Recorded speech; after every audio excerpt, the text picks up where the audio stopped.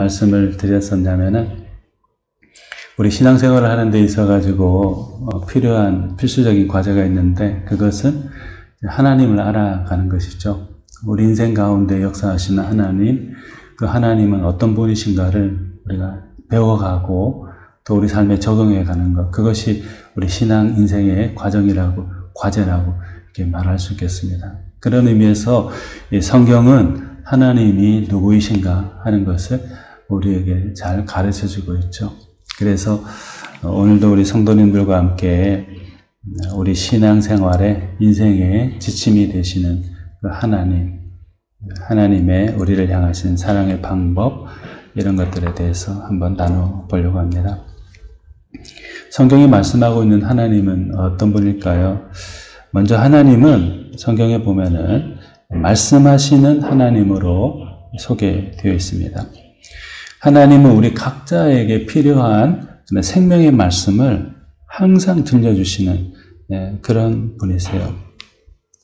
예레미야가 활동하던 남유다 왕국의 끝자락에는 많은 좋지 않은 일들이 있었습니다.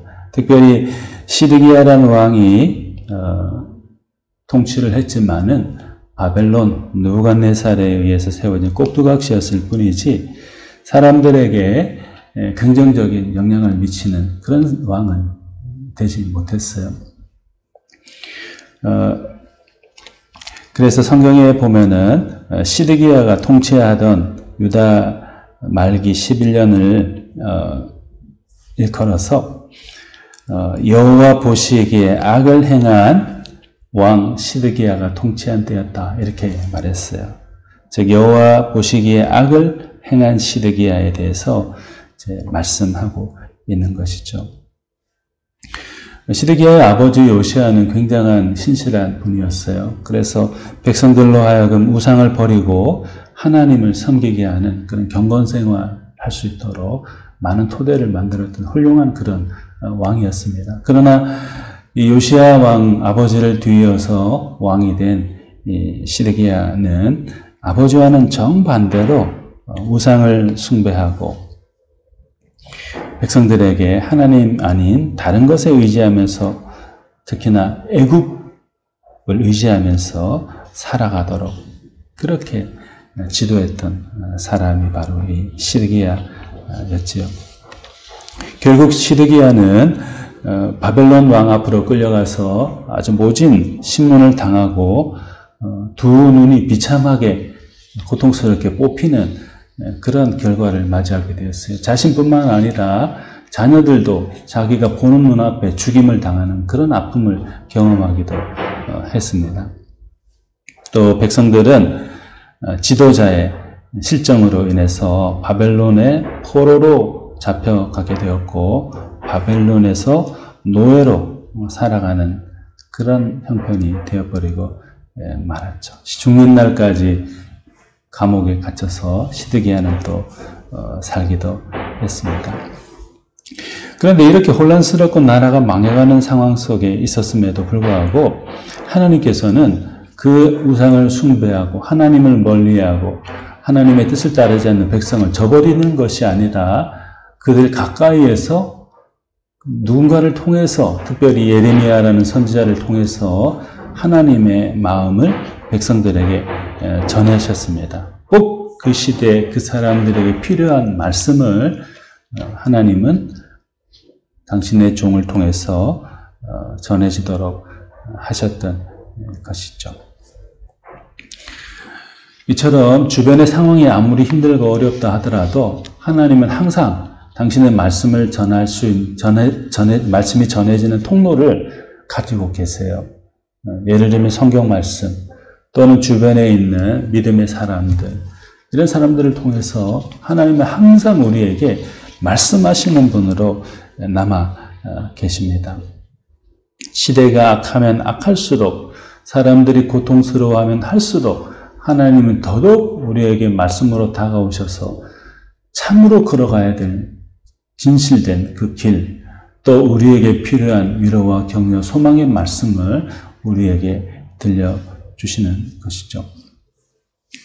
사랑하는 성도님들, 요한계시록 2장, 3장 또 다른 부분도 다 마찬가지긴 한데 거기에 보면은 당시에 고통받던 사람들에 대한 주님의 위로의 말씀들이 참 많아요. 특별히 그 초대 교회, 일곱 교회를 향해서 주님께서 하신 말씀들이 거기에 다 기록이 되어 있습니다.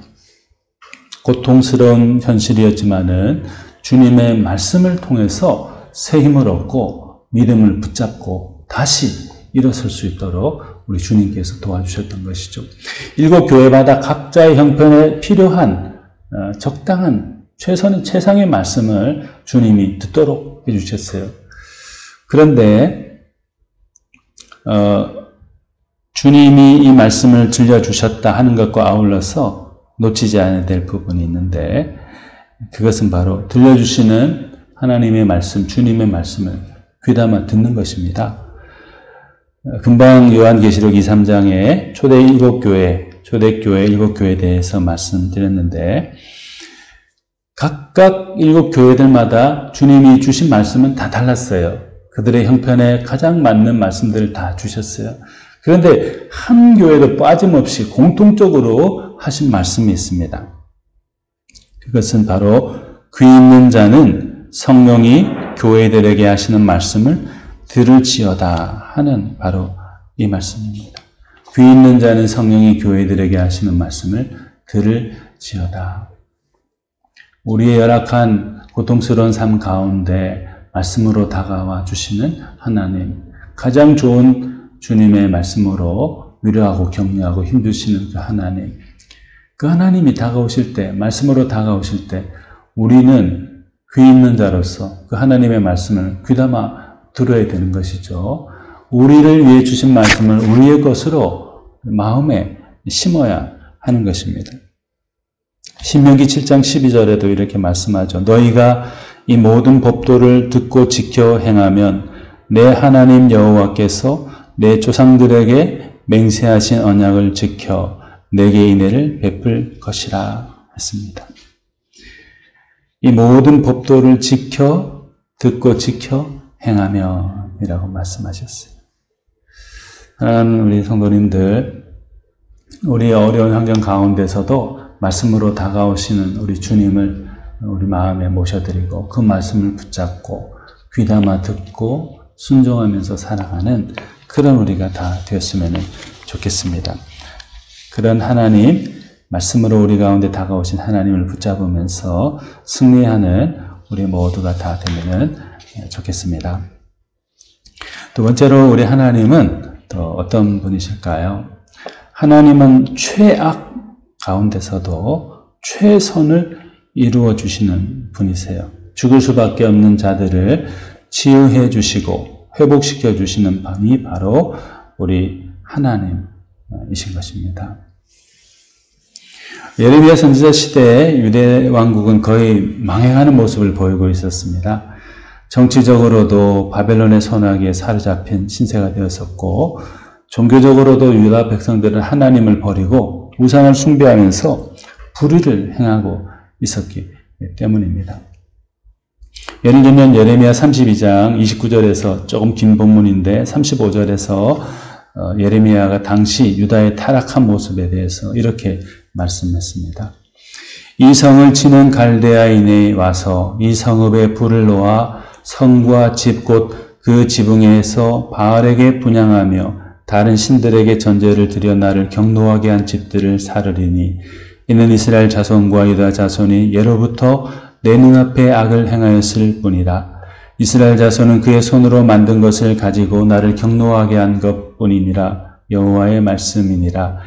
이 성이 건설된 날부터 오늘까지 나의 노여움과 분을 일으킴으로 내가 내 앞에서 그것을 옮기려 하노니 이는 이스라엘 자손과 유다 자손이 모든 악을 행하여 내 노여움을 일으켰음이라.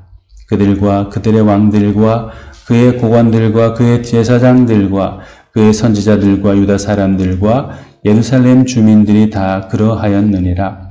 그들이 등을 내게로 돌리고 얼굴을 내게로 향하지 아니하며 내가 그들을 가르치되 끊임없이 가르쳤는데도 그들이 교훈을 듣지 아니하며 받지 아니하고 내 이름으로 일컫는 집에 자기들의 가증한 물건을 세워서 그 집을 더럽게 하며 흰놈의 아들의 골짜기 바알의 신당을 건축하였으며 자기들의 아들들과 딸들을 몰래 앞으로 지나가게 하였느니라. 그들이 이런 가증한 일을 행하여 유다로 범죄하게 한 것은 내가 명령한 것도 아니요 내 마음에 둔 것도 아니니라 했습니다. 이처럼 남유다 왕국은 총체적으로 부패하고 타락해 있었던 것이죠. 하나님을 멀리 떠났을 뿐만 아니라 다른 사람들에 대해서도 몹쓸 짓을 행하면서 살아갔던 그 시대 사람들이었습니다. 최악의 수준의 사람들이 그 시대를 살아가고 있었던 것이죠. 하나님이 심판하시는 하나님이시기도 하죠. 그런 심판의 관점에서 본다면은 이 시드기야 시대 사람들, 예레미야 시대 사람들은 심판을 받아 마땅하죠. 마치 노아 홍수의 시대 사람들처럼 심판을 받아 마땅했을 것입니다. 아무런 희망이 없는 사람들이었을 것입니다. 그러나 이런 최악의 상황 가운데 있는 유다 백성들, 유다 나라를 향해서도 하나님은 희망을 버리지 않으시고 그들을 되살려 주셨어요. 최악의 조건 가운데에서 최선을 창조해내시고 잉태해내신 하나님으로 그들에게 다가가셨던 것입니다. 33장 6절 7절 말씀에 이런 말씀이 있어요. 그러나 보라 내가 이 성읍을 치료하고 고쳐 낫게 하고 평안과 진실이 풍성함을 그들에게 나타낼 것이며 내가 유다의 포로와 이스라엘의 포로를 돌아오게 하여 그들을 처음과 같이 세울 것이며 이렇게 말씀했습니다. 보라 내가 이 성읍을 치료하며 고쳐 낫게 하고 평안과 진실이 풍성함을 그들에게 나타낼 것이며 내가 유다의 포로와 이스라엘 포로를 돌아오게 하여 그들을 처음과 같이 세울 것이라고 하셨어요. 하나님께서 최악의 사람들을 최악의 문명과 최악의 환경들을 다 고쳐주시겠다고 치료해 주시겠다고 그 속에 평안과 진실이 가득하게 만들어주겠다고 이렇게 약속하셨고 이 일을 이루어 가셨던 것입니다.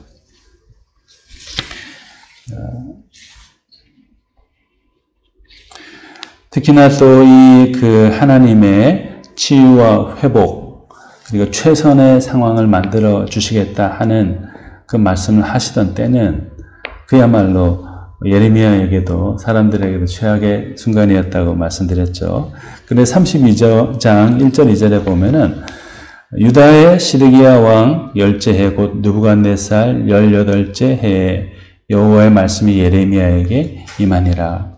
그때 바벨론 군대는 예루살렘을 에워싸고 선지자 예레미야는 유다의 왕의 궁중에 있는 시위대들에 갇혔으니 33장 1절에도 예레미야가 아직 시위대들에 갇혀 있을 때에 여호와의 말씀이 그에게 두 번째로 임하니라 이르시되 이렇게 말씀되어 있습니다. 최악의 상황 가운데서 최선을 만들어내겠다. 내가 너에게 그것을 약속한다. 예레미야야 네가 그것을 백성들에게 알리도록 하여라. 이렇게 분부하시는 그 순간에 예레미야는 어디에 있었어요? 자기 삶의 여건 가운데 최악이라고 할 수 있는 감옥에 있었어요. 시위대 뜰에 잡혀 있었다고 되어 있죠. 쇠창살 안에 갇혀 있지는 않았을지 모르지만 그 뜰에 갇혀 있는 몸으로서 지내고 있었습니다.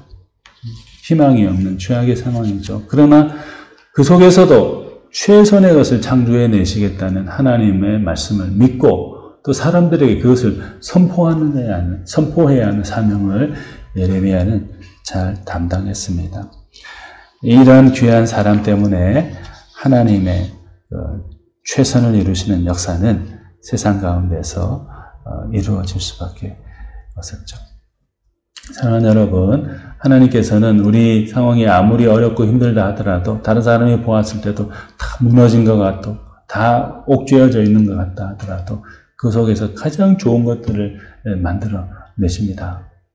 베드로가 예수님을 따르다가 실패한 사람이 되었잖아요. 배신자로서 낙인 찍히고 과거의 어부 생활로 돌아갈 수밖에 없는 그런 상황이었지만 최악의 나락에 빠진 그였지만은 예수님은 직접 그에게 찾아가셔서 그를 다시 불러 일으키시고 제자로서 사도로서 사역할 수 있도록 최선의 조건들을 허락하여 주셨어요. 믿음을 주시고 확신을 주시고 사랑을 느끼게 하시고 능력을 주시고 동역자를 주셨어요. 그런 사람들, 그런 사건들은 성경에 무수히 많습니다. 사랑하는 여러분, 그런 의미에서 우리 가운데 다가오신 하나님도 우리가 어떤 착한 일을, 바른 일을 계속 해왔나 이런 것만 살피시는 분은 아니에요.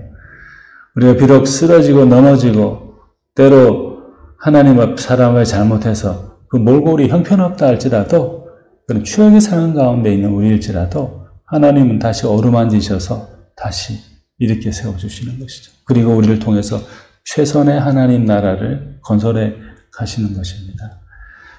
그것이 은혜이죠. 우리 하나님이 바로 그런 분이시죠. 최악 가운데서도 최선을 만들어내시는 그 하나님을 붙잡고 소망 가운데 살아가는 우리 모두가 되면 좋겠습니다. 세 번째로 우리 하나님은 어떤 분이십니까? 우리 하나님은 문제 가운데 있는 사람들로 하여금 하나님을 의지하게 하시고 또 기도하게 하시고 또 그 기도를 통해서 의지함을 통해서 문제를 해결함 받도록 응답해 주시는 그런 하나님이었습니다. 예레미야 시대에 그 유다 말기는 정치적으로도 사회적으로도 도덕적으로도 또 영적으로도 무너져가는 그런 때라고 말씀드렸죠. 문제가 가득 찬 사회였습니다. 그럴 때 하나님께서 유다 백성들 가운데 특히 예레미야에게 다가오셔서 그에게 기도하도록 하셨죠. 2절 3절에 보면은 본문 33장 2절 3절에 보면은 이를 행하시는 여호와 그것을 만들며 성취하시는 여호와 그 이름을 여호와라 하는 이가 이와 같이 이르시도다. 너는 내게 부르짖으라 내가 내게 응답하겠고 내가 알지 못하는 크고 은밀한 일을 내게 보이리라. 이렇게 말씀했어요. 현대어 성경에서 좀 쉽게 더 풀이하고 있는데 나는 온 세계를 창조한 주인이다. 뿐만 아니라 지금 이 세계에서 일어나는 모든 일도 내가 모조리 일으켜 놓고 있다. 무엇이든지 내가 하려고 마음만 먹으면 그것이 바로 현실이 되어 나타난다. 그러므로 너는 지금 눈에 보이는 세상을 보고 이리저리 흔들리지 말고 오직 나만을 의지하여라. 그러면 내가 내게 응답하겠고 엄청난 일도 이루어 주겠다. 나는 내가 이제까지 알지도 못하고 또 전혀 알 수도 없는 큰 일들을 내게 보여주겠다. 이렇게 말씀했어요. 지금 눈에 보이는 세상을 보고 이리저리 흔들리지 말고 오직 나만 의지하여라. 그러면 내가 내게 응답하겠고 엄청난 일도 이루어 주겠다. 너는 내게 부르짖으라. 내가 내게 응답하겠고 내가 알지 못하는 크고 은밀한 일을 내게 보이리라. 주님께서 이렇게 말씀하셨죠. 문제 가운데 있지만 기도의 끈을 놓치지 않고 하나님께 메어 달리는 사람은 구원을 받습니다. 문제 해결함을 받을 수 있죠. 우리 성도님들 조지 밀러라는 분 잘 아시죠? 고아의 아버지라고 불렸던 분이죠. 이분이 50만 번, 그걸 하나둘 다 세셨는지 모르겠지만 책들에 보면은 50만 번 하나님께 기도했다고 합니다.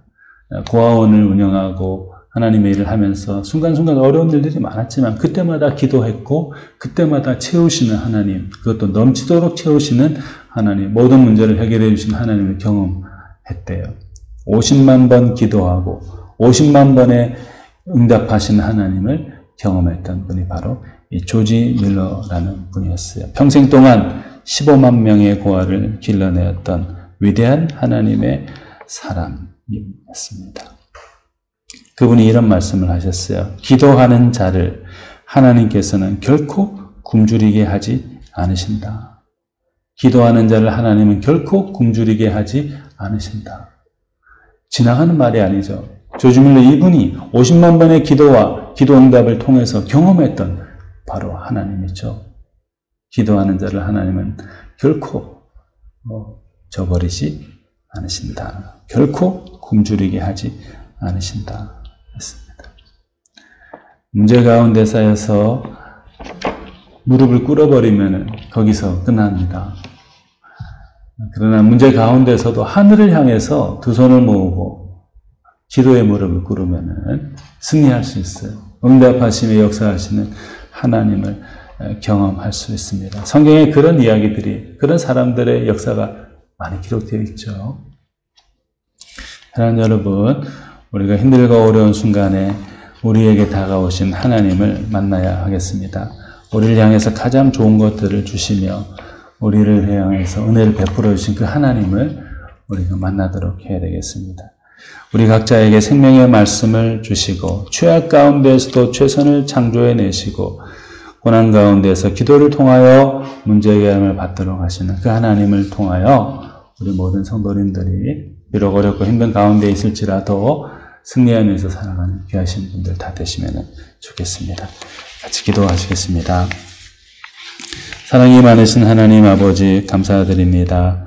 우리에게 생명의 말씀을 주셔서 우리로 되살아나게 하심을 정말로 감사합니다. 때로 우리의 상황들이 열악하고 힘들고 고통스럽지만은 그 가운데서도 가장 귀한 것들을 창조해내심을 또한 감사드립니다. 문제 가운데에서 좌절하여 낙담하지 않게 하시고 기도하며 그 기도로 문제를 해결함 받도록 하심을 참으로 감사드립니다. 우리를 향하신 놀라우신 하나님의 사랑을 늘 기억하면서 믿음으로 승리하는 우리 모두 다 되게 하여 주시옵소서. 감사드리고 우리 주 예수 그리스도 이름으로 기도드립니다. 아멘.